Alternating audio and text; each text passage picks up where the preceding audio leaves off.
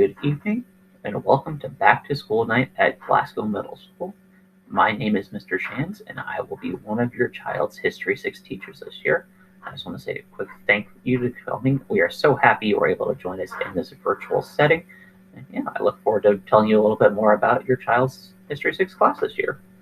So before we get too far ahead, if you are watching this and you would prefer to have closed captions in another language, please pause this video here and follow the steps on screen.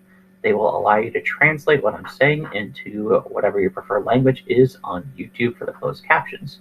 So again, pause this video, complete the steps if you would prefer to hear this in a different language, and return to the video. All right, thank you for coming back, and again, welcome to History 6. My name is Mr. Shands, and alongside Miss Stuckey, I will be your child's History 6 teacher this year. And I just want to express from both of us, we are so happy that your child was able to join us in class this year. We have really enjoyed getting to know them in this virtual setting, and we look forward to working with them throughout the rest of the year and getting to know them better. So a little bit about myself. This is a slide, something I shared with your students way back at the beginning of the year, and they had a chance to create one for themselves and share it with me and their classmates, so I figured I'd do the same for you guys. So a little bit about me. This is my 5th year as a teacher. I began my teaching career at Lewisburg, North Carolina as a 6th grade language arts teacher at Terra Lane Middle School. I also taught some history my first year, but I'm only about one section of that. This is my 2nd full year at Glasgow. I previously taught 6th grade science last year, and the year before I was actually a long-term substitute in 6th grade social studies as well. So I've been here, this is my 3rd overall, 2nd as a full-time teacher, and yeah, it's my 2nd year also working back with 6th grade social studies, and I'm very excited to be back teaching history. That is actually what I studied when I was attending Christopher Newport University down in Newport News, Virginia. So again, I got my bachelor's in history there, as well as my master's in teaching for secondary social studies, and I'm also currently attending grad school at George Mason University. So again, I just want to emphasize I'm very excited to be teaching history. That's been a passion of mine for a long time, and I'm happy I'm finally able to do it again. A little bit about me just as a human being. I'm actually a Fairfax County Public Schools graduate myself. I attended the West Springfield Pyramid, so I went to Hunt Valley Elementary, Washington Irving Middle School, and then West Springfield itself. I'm an avid reader and movie watcher.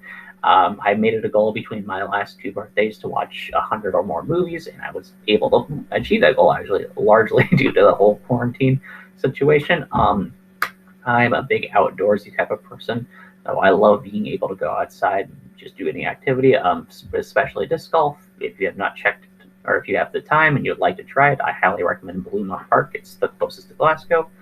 And as you can see in one of those pictures, I love to cook. The thing I love to cook the most is pizza, and that's something I'm just trying to make the best of myself. And I'm sure I'll be sharing pictures of my pizzas with your students throughout the year. All right, so learning history, this is just a little bit about my teaching philosophy. I believe that students learn the best when they work in groups. We, as a whole, just kind of a 6th grade social studies team, we try and include as much group work as we can as possible because we understand it's so important for students to work with their classmates, especially in this virtual setting when they're not going to be able to do it in person. I also believe it's the best when students are talking to one another as well as to their teachers. We encourage a lot of participation. We encourage a lot of share outs, and we also encourage students to actually use their mic and share out. We understand that students aren't going to be comfortable with this right off the bat, but we do hope they grow more comfortable sharing out loud because we believe that's the best way to communicate with both their teachers and their peers. I believe it's also very important to have varied experiences and types of learning. I know I didn't like when I was a young man, just constantly reading or constantly writing. I believe it's important to mix up the types of activities and different, just kind of learning experiences we have in the classroom, and hopefully we'll be able to do that. And I also believe that students learn best when they feel welcomed and safe. We try and greet each student individually as best we can, and we try and make sure that we're trying to make some connections with your student each and every week. Hopefully we're able to do so. We just want to make sure that they feel comfortable in our classroom, comfortable to share, comfortable with their peers, and comfortable with their teachers themselves. I believe that for students to be successful, they will need to participate. I'm going to say just right now, your students are doing a great job so far this year. We have seen a lot of participation, a lot of, especially when we're in our small breakout groups, ask questions. That's something I always struggled with when I was a young man, was being brave enough to ask questions. But it's so important that students ask questions so they know what they're doing, they know what it's important, and they know what they're learning about. As similar to what I actually have up there, but I think it's important to be flexible, so students will need to work in groups. We have been going over a lot of group expectations and strategies for participating in groups, so hopefully they're learning how to do this in that virtual setting. And lastly, it's important for students to be understanding, especially in this new virtual setting that we're in. There's going to be goof ups on all ends, so it's important that students are understanding that sometimes they're going to make mistakes, sometimes their teachers are going to make mistakes, and sometimes their peers are going to make mistakes. It's very important to just be kind and respectful to each other in that type of situation. So these are just some of my thoughts about learning history and some of my philosophy of just how I teach in the classroom or in the virtual classroom. Though most of this applies to in person as well. The curriculum this year. So right now what we are looking at is just kind of a list of the major topics, or major units, I should say, that we will be studying. I'll just briefly go through those. We are starting off with geography. We actually began this last week on the week of September 21st to 25th. The first 2 weeks of school were just kind of getting to know each other, getting used to the virtual setting. So we've just recently begun our first major unit of study. The next study we're going after that is Native Americans. We are going to be looking at 5 major tribes from different regions of North America. After that, we will be looking at the explorers. So we're going to be looking at where they came from and why they might be out and about looking for North America. After that, we will look at colonial America. We'll be discussing what countries colonized North America and why they chose to do so. After that, we are looking at West African empires. So we're going to be looking at 3 West African empires and kind of examining how their history interacts with the United States' history. After that, we are going to be looking at the American revolutions. We will be talking about the why, so what caused the American Revolution, the how, what actually happened during the American Revolution, and the aftermath, what happened as a result of it, which leads right into our next topic, which is a new nation, which is one of my personal favorites we'll talk about this year. But we'll talk about the messy history of how we first started our country, how we set up the government, and kind of all the problems that came about as a result of that. After that, we will look at westward expansion. So we'll be talking about the 1800s, how our country continued to grow out to the west. And then we'll be looking at activists and inventors. So we'll be looking at the folks who wanted to make a change in the United States, whether it was in the government, institutions, anything like that. And then we'll look at inventors, or the people who created something that really had a major impact on the United States' history. And then at the end of the year, we will discuss the Civil War. So we'll be looking at the causes of it, how it was fought, and the aftermath. And lastly, we will discuss Reconstruction, the 10-year period after the Civil War, when, it was just kind of us reckoning with the, newly freed slaves, as well as, the changes that had to be made in the South.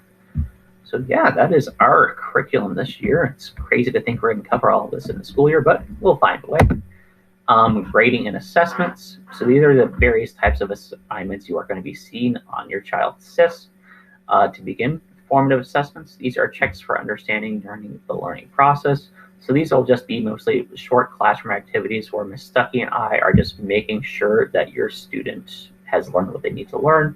And it also helps us identify what we might need to review later or what we need to reteach. These will be about 10% of the grade. Next up is summative assessments. And these are judgments about what content and skills were learned. These are going to be more major assignments. They will often take a whole class period to work or learn, and they're going to be kind of a summation of everything we have learned about in a unit. These are each going to be worth about 20% of your child's final grade. So there are 4 different types of summatives. There's 4 different groups: criterion A, criterion B, criterion C, and criterion D. We will have a breakdown of that linked elsewhere. And lastly, we're going to be giving other feedback about how your student is organized and behaving in school, which will be on the report card, and that will also include asynchronous work and homework. So I can tell you right now, each week, your student will have an asynchronous activity to complete on Monday for their social studies class, and I believe they will also have one for their math, science, and language arts class. This is just a short assignment, either used to pre-teach some important information that we're going to be talking about throughout the week, or just kind of a way on, to make sure that they have learned what they need to learn. This will also be worth about 10% of your child's grade. Right now, if you were to check SIS right after this video, they should have at least 2 graded in there. And Ms. Stuckey and I will most likely be grading their 3rd one, which should have been assigned yesterday, and putting that to SIS shortly. All right. And lastly, teacher support. Or not quite last, but we're getting to the last part. My Blackboard 24/7 contains my contact information, Google Classroom codes, syllabus and office hours, and after-school availability. My office hours are from 10 to 10:45 on Mondays and 2:30 to 3:30 on Wednesdays. You can find the link to the Google Meet for that in my Blackboard. All of your students' work is housed in the Google Classroom. This should be the first place to go and look for work. Each week before 7 a.m. on Mondays, the grid to help students access their asynchronous work for Mondays will be posted. And this is going to be the anchor for the week of what your child will be learning. And yeah, so I will tell you right off the bat, I typically will have that posted not by Monday morning, but usually by Friday afternoon. That way, if students want to get a jump start or want to preview what they're learning about next week, they have a chance to over the weekend. They don't have to do it all on Monday. So, and if you would ever like to reach me, please shoot me an email at one of these 2 websites, awshands@fcpsa.edu or awshands@fcpsschools.net. I will get back to you within about a day or so, and usually sooner if you email me before 5. So, supporting your child. If you want to know what they are learning about in class, we highly recommend that you ask them to show them the grid for that week. That'll give you a breakdown of what topics we are discussing, as well as just kind of an example of the learning targets, as well as what type of work they are going to be turning in that day. So that'll give you a good understanding of what they are doing in class. And if you ever have any questions about the grid, please feel free to reach out to me or Ms. Stuckey. We would love to help out. And lastly, homework. What assignments do you have and what do you need to do to complete them? Let's look at your grid together. So again, those assignments are going to tell you, or not, the grid is going to tell you what assignments your child needs to complete. The only real homework they're going to have is going to be the asynchronous activities that are assigned on Mondays.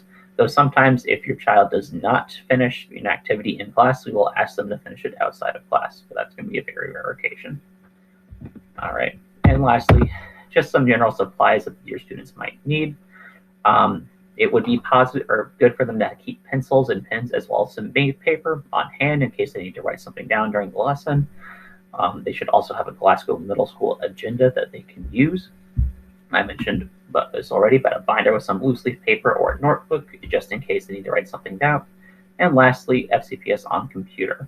So those are all the supplies your student should need. And yeah, that is going to take us through the end of our video for tonight. Again, thank you so much for coming in. We do really appreciate you guys stopping in. Please feel free to email myself or Ms. Stuckey if you have any questions about the school year. And yeah, once again, thank you so much for being here. We appreciate it.